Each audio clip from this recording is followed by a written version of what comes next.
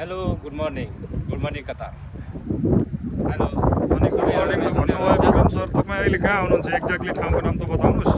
Exactly भन्दाखेरि म यो ओल्ड दोहापोर्ट भन्ने ठाउँमा छु।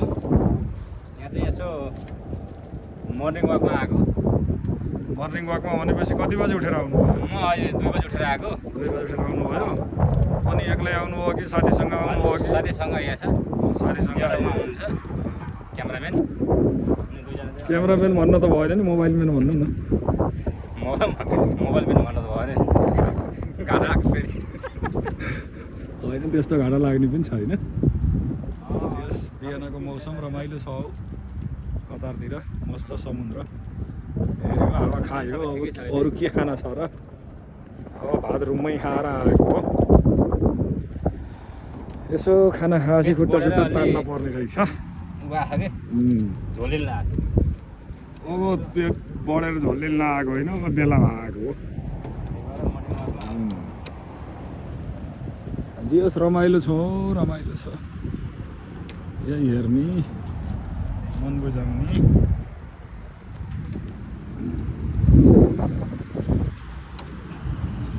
अनि विक्रम सर यसरी एकदम छिटो छिटो हिँड्नु भयो नि तपाईँ त। के को हतारमा हो? मलाई यो मर्निङ वाक गर्न पऱ्यो क्या, त्यही भएर। मर्निङ वाक गर्न परिएछ कि हिँड्न परिएछ कि? त्यही हिँड्न त नि मर्निङ वाक भनेको। मर्निङ वाक भनेकै हिँड्नु हो भनेपछि हिँड्न परिएछ भने त भयो नि। हिँड्न पऱ्यो नि त। अनि के खाना इङ्ग्लिस बोल्नुहुन्छ हौ तपाईँ त? धेरै वाक हो। अलि धेरै हो। अलि धेरै त के हो नि हो र? त्यही पनि यता देख्ने होइन। अब त यस्तो भयो, देखाउन मैले त्यतै देखाइरहेको छु। उता पनि उता चाहिँ हाम्रो जहाज बनेछ। हामी जाने जहाज यो चाहिँ हामी जानी त होइन, अरू को गएछन्। होइन, हामी जाने त्यसैमा हो। ल फर्केर आउँछ। त्यो जहाजमा चाहिँ जानेलाई पनि शुभकामना भनिदिनु नि त। ल शुभ यात्रा भनिदिनु। शुभ यात्रा हजुरहरूलाई। नयाँ सालको पनि शुभकामना छ। ल साँच्चै हाम्रो त नयाँ साल पो हो के अरे होइन? हो त।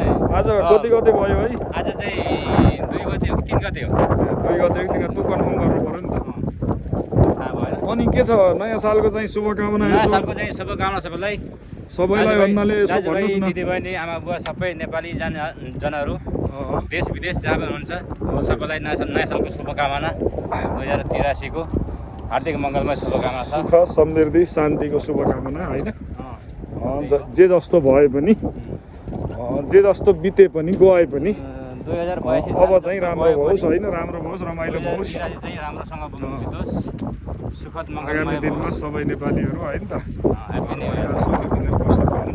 अब त्यही त हो नि भन्ने। अब दुःख नगरी त अब जति नै साल फिरे पनि केही हुनेवाला छैन के अरे। त्यही हो, दुःख त गर्नै पर्यो होइन?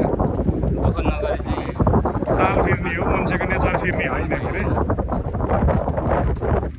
नेचरै फिर्ने भए त नि भन्न हुन्थ्यो। अब गौतम बुद्ध बन्ने छाँटकाँट कसैको छैन होइन र? भनेपछि अब प्रचण्डको युगबाट, प्रचण्ड केपी शेरबहादुरको युगबाट बालेनको युगसम्म आइएको छ होइन त? अब राजाको पनि भोगेकै हो। ओके छ। ओके ओके छ कि छैन भन्दा पनि अब अहिले चाहिँ नगरिहालौँ। लागि ओके छ। जे हुँदैछ राम्रै हुँदैछ। ठिक छ, हेर्दै जाऊँ अहिले न। चाहिँ यो चाहिँ के भन्छ अरे एसएसपी हो कि के हो पनि त्यो खारेज गर्दैछ अरे अहिले। के हो चाहिँ एसएसपी हो कि के हो?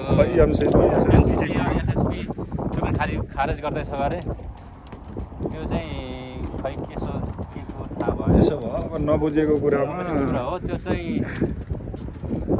त्यो भन्दा पनि जानिएन त्यो।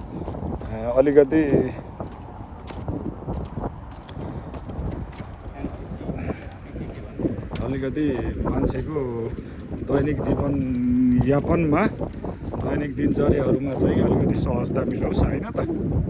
अनि कृषि क्षेत्रमा पनि अलिकति प्राविधिकले फड्को मारोस्,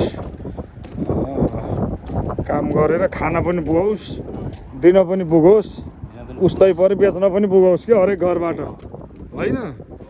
अनि किन्ने मान्छे पनि भउन् फेरि अलिकति सिस्टमेटिक तरिकाले। किन्ने मान्छे त सबै विदेशतिर छन् के अरे। विदेशैतिर पठाउन सकियोस्। अब विदेश आउन चाहिँ नेपालमै रोजगार पाएर चाहिँ विदेश नजान परोस्।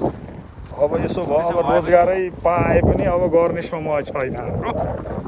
त्यस कारणले हामीले भन्दा पनि अब आउने पुस्ताले चाहिँ नि जे होस् पहिलो अप्सनको रूपमा चाहिँ अरब क्षेत्रलाई या युरोप क्षेत्रलाई या कुनै पनि विदेशीलाई चाहिँ नलिएर होइन त, पहिलो अप्सन चाहिँ नेपालमै यताउता खसी खुसिम गर्न चाहिँ मिल्ने बनाओस्।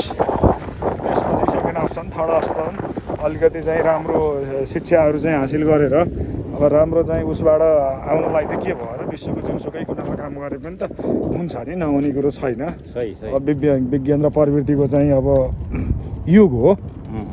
चन्द्रमामै गएर काम गर्न पाए पनि केही भएन कि, तर अलिकति चाहिँ दक्ष जनशक्तिहरू उत्पादन भयो भने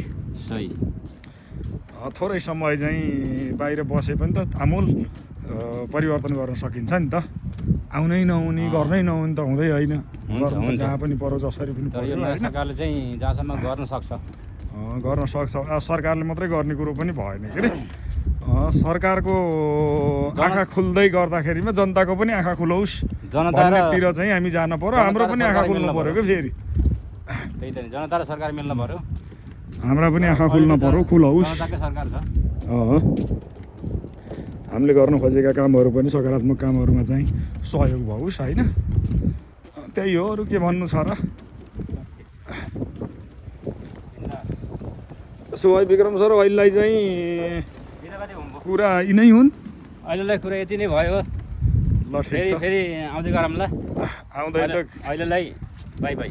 आउँदै त भनेपछि 24 घन्टा पछि फेरि यिनै कुरामा यस्तै कुरा चाहिँ गरौँला। By by.